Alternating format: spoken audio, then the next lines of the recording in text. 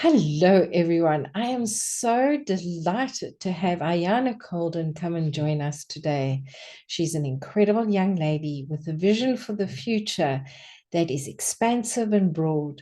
Welcome, Ayanna. Thank you, Janine. I'm so excited to be here. This is something that we've put on the calendars for a while, and I just love connecting to you every time I do. Likewise, as well. Ayanna wasn't joking. We have rescheduled several times due to various things.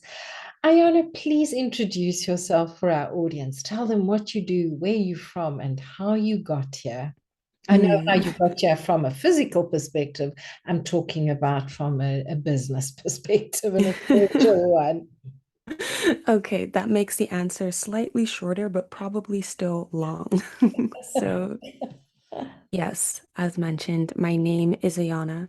I have been trying to sit with a title for my business and for myself that really resonates. And it's not been easy. It started as spiritual life coach, soul purpose coach, facilitator.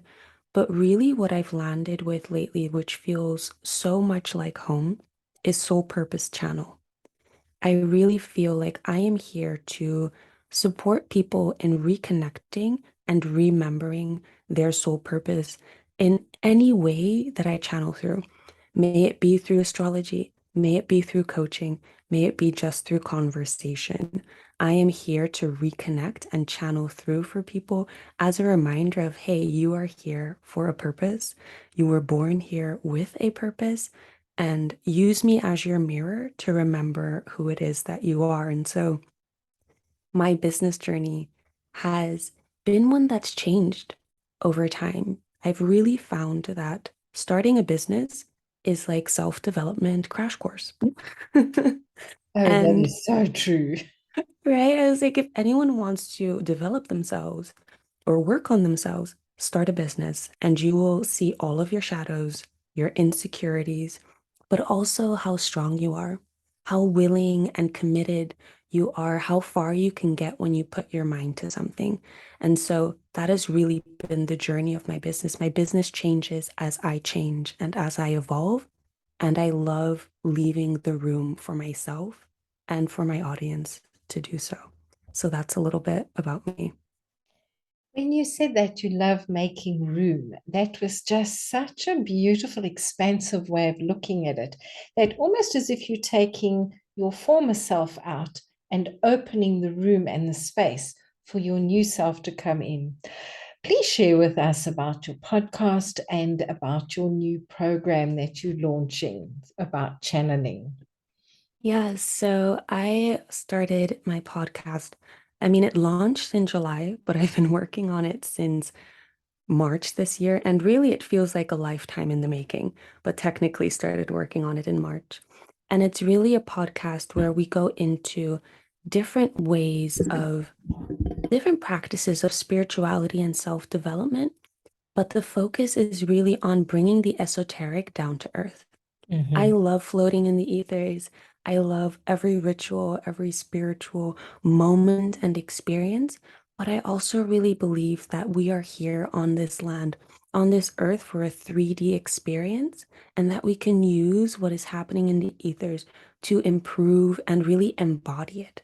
So I love bringing the esoteric down into the world in practical and tangible ways. And the podcast is really a space in which myself and my co-host just share our experiences, share what we have learned along the way, and really make it practical and usable for the people listening so that every episode they walk away feeling empowered to really start changing their lives if they so wish. And what is the name of your podcast? Lessons and Soulfessions. How beautiful is that, people? So remember, go and look up lessons and soul, Soulfessions. soul sessions. It's just beautiful. Soulfessions. It's like confessions, but then with the I word love soul. it. Soulfessions. Go and find it, people. It's very valuable. I've saved it. Ayana, you also had a download about a program. And I know when we first spoke about it, you were really, really, I dislike the term blown away. I'm trying to think of a term that is, you were really, really inspired by it. Please Mm. share with our listeners what it's about. Yeah, so it's been an interesting time over this past, I'd say a little bit over a year. I've been doing a practice which I call conscious channeling. The reason I call it conscious channeling is because I believe that we are all channeling every moment of every day, because really channeling is just absorbing energy, and we absorb all of the energies all of the time. So, with conscious channeling, I'm really referring to us selecting the channel that we are tapping into and Mhm. translating that energy into words or into any other medium that we may select, but really translating energy into our world and into our experience. And so it's almost a little bit inception-y, where I was channeling and I was asking, what should I create my next podcast episode about? Because it was my turn to come up with an episode theme. And what I channeled through was that the episode needed to be about channeling. And it was beautiful because what came through was, you need to talk about exactly what you are doing right now to Mhm. get the answers to your questions. Mhm. This is what people need to know.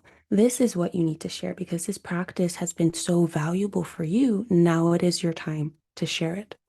So I prepared this episode, completely channeled through, recreated it. It's actually coming out on Thursday, the 22nd of September.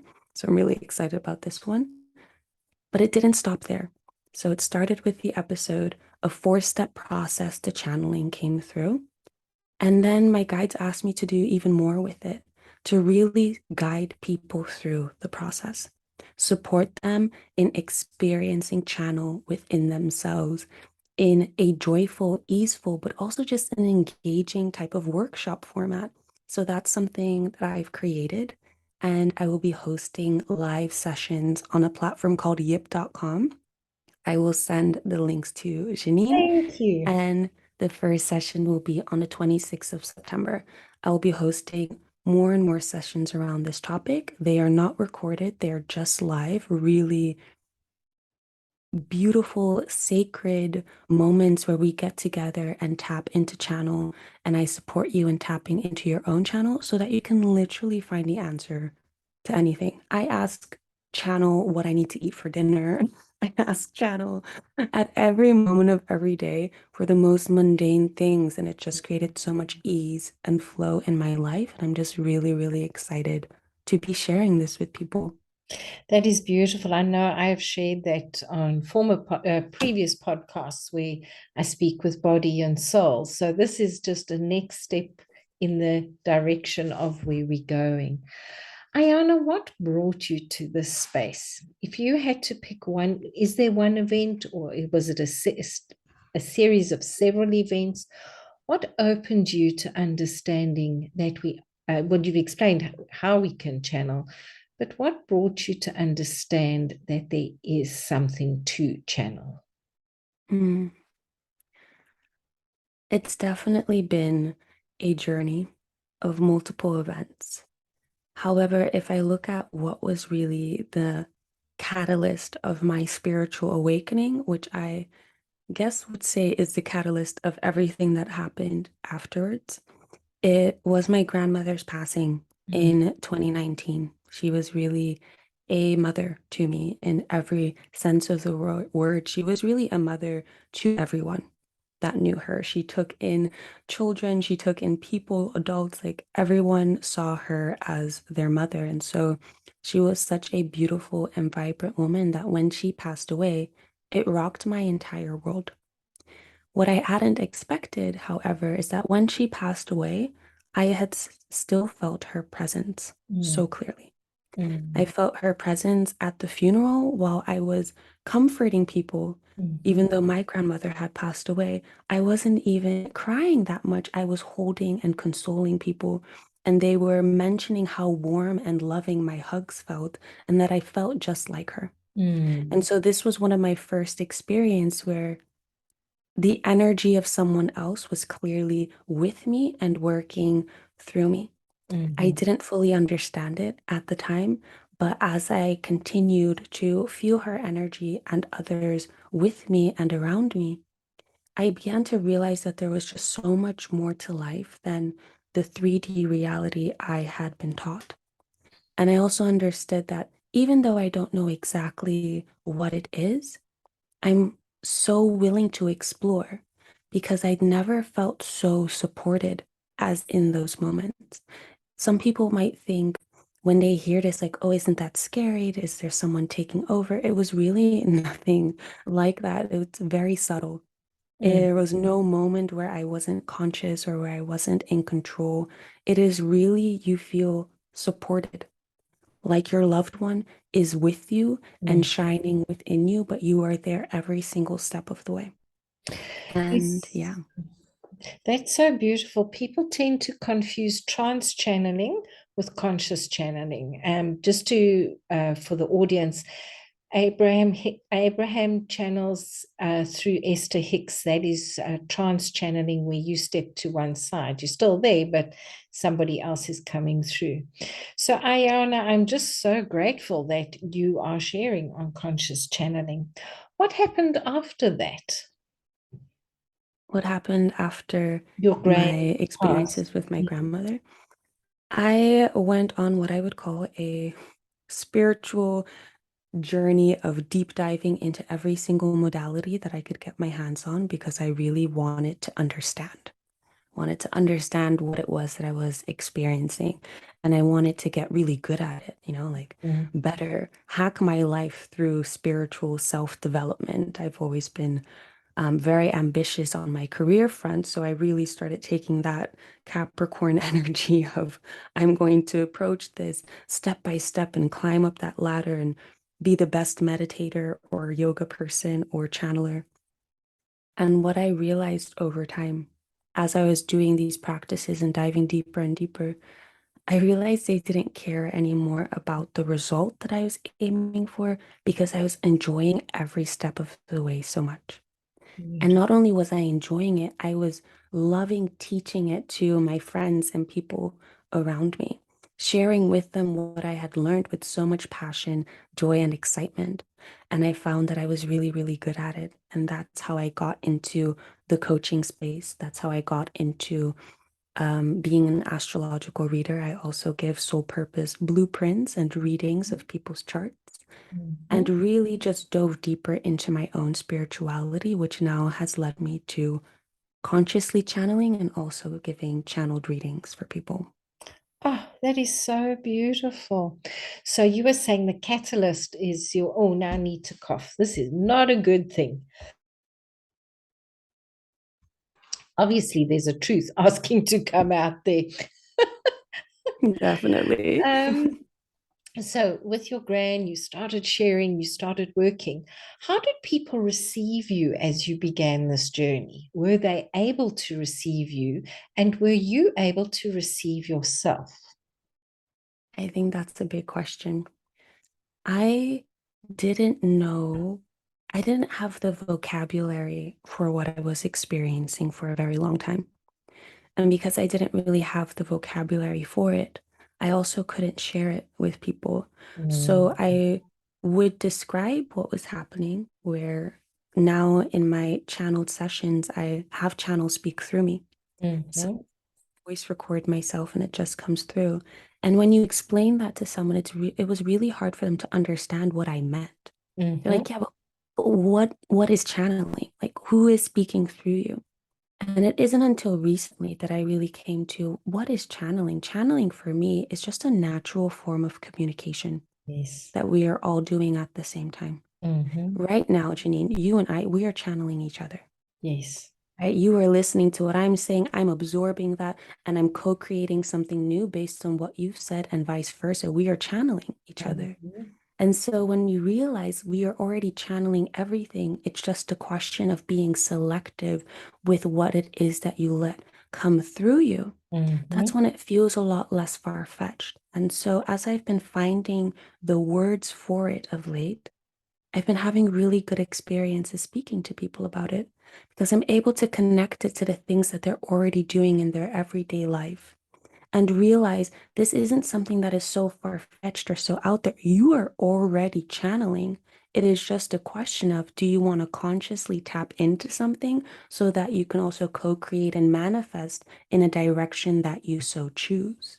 Mm, that's beautiful. I just would like to add a proviso here. What I teach my clients and any students I have is to always ask to channel for the highest of good, the highest of integrity, intention, and the deepest of love. So, the highest of integrity, intention, the greatest of good, and the deepest of love, because we can get some lower vibrational little energetic beings that Mhm. like causing mischief. How have you experienced? Have you ever experienced that, Ayanna? And what have you done when you've experienced it, if you've experienced it? So the short answer is yes, I have experienced it. And it was interesting because it wasn't obvious to me. Ah, When I began in my channeled experience, as mentioned, I didn't really have the vocabulary for it, and I didn't have a lot of guidance for it either. I was really just winging it and letting whatever felt good come through. And it wasn't until one time I channeled something for a friend. Because I also, sometimes channel would tap through and I would voice record and I would send these messages to my friend. And one time I channeled something for a friend of mine and I sent it. And then after I sent it, I just didn't feel good. mm-hmm, And something felt really off. And I mm-hmm, was like, what is it? Why do I feel off? Because there was nothing particularly wrong with the message. The message was really true. Yet it was a message that did not serve her highest good to receive at this time. And yes, so, even though the message was true, if it's not in someone's highest good to hear it, that is not coming from the highest source. And so, I mm-hmm, felt this weirdness, this ickiness, a little bit of guilt after sending it. And I also messaged her afterwards, like mentioning everything that I felt and basically not retracting the message, but reminding her to just don't worry about it. And that was one of the examples where I found it's really important that I discern what I let through. yes, Because what actually happened prior to that is I was meeting with another friend, and she had given the same friend um, who I had channeled the message for, she had given her a Reiki session. So their energies were still linked. yes, And so I carried something home with me that day, which is mm, why I had that channeled message. mhm, But what I carried wasn't for her highest good. It was something that she was actually releasing yes, during the Reiki session. And then it was like, it actually asked me for permission first. It's like, I have a message for Gretel. And I answered yes because I wanted to be a part of the momentum. They just had a mm, Reiki session. I'm like, now I'm getting a message. We're all in flow, creating this magic together. So I wasn't paying attention when I said yes. I just said yes and opened myself up to channel. And mhm, so this is where it gets really important. And I also have this in my 4-step process is sure you can ask the question, you can receive an answer, but when you receive the answer, you need to take a moment yes, to feel. yeah, How does this answer feel before you choose to act upon it, before you choose to do anything else with it? And you can also have this discernment even at the moment that you ask and an energy comes knocking on your door wanting to answer. Feel. yes, Do I feel good? Do I feel expanded? Is my chest contracted or is it open? Is my throat dry or does it feel like there's so much to share right now? What is happening in my body? What is happening in my energy? Do I feel nervous? Do I feel calm? mhm, All of these things can be signs for what is coming through.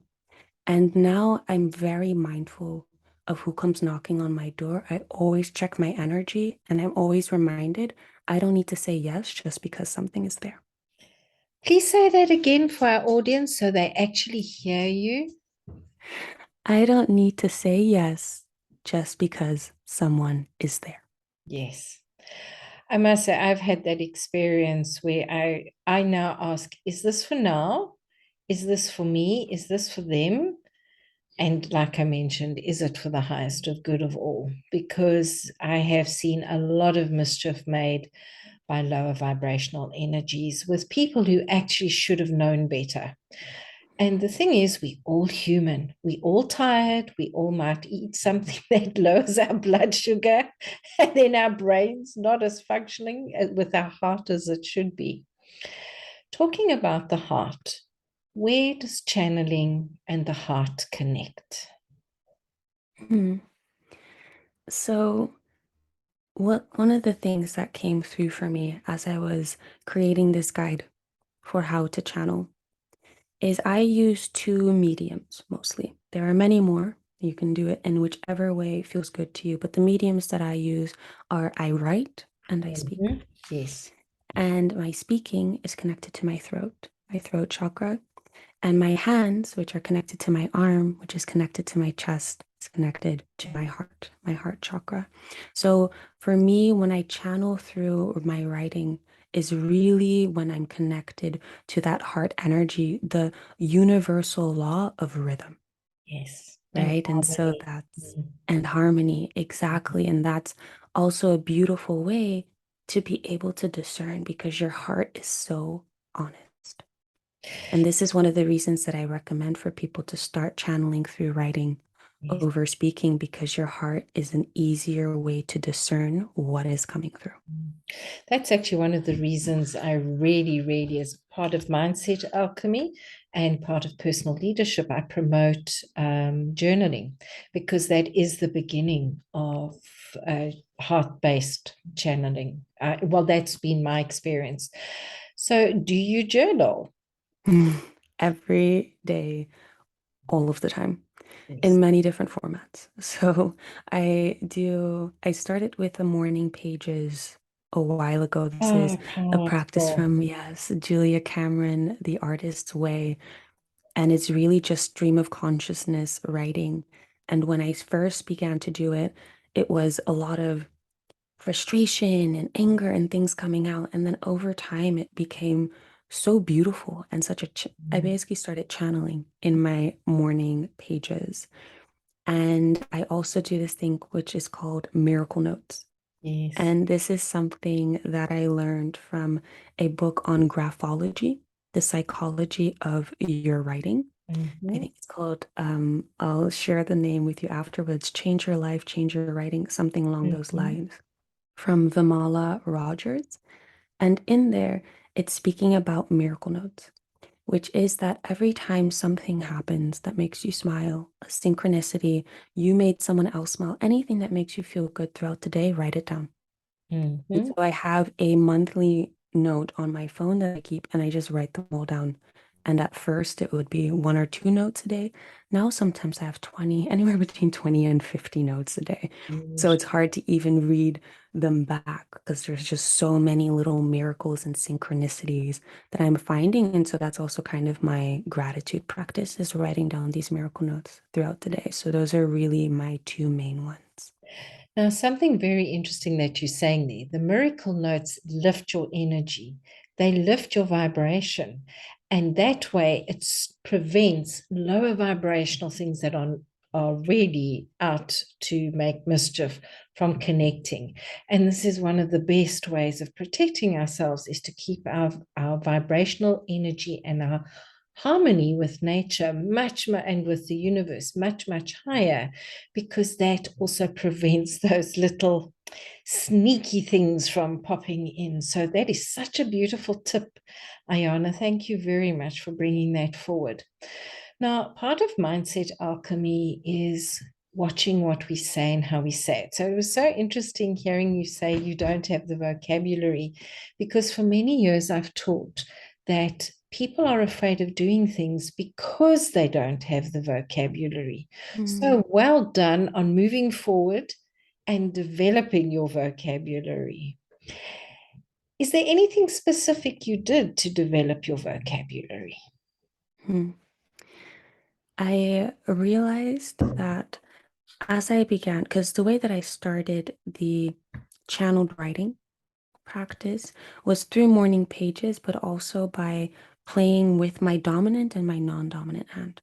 So I would ask the question with my dominant hand and I would answer it with my non-dominant hand, which, was obviously not as easy because I never really wrote with my left hand before. So Oh, sometimes it would be yes. hard to read.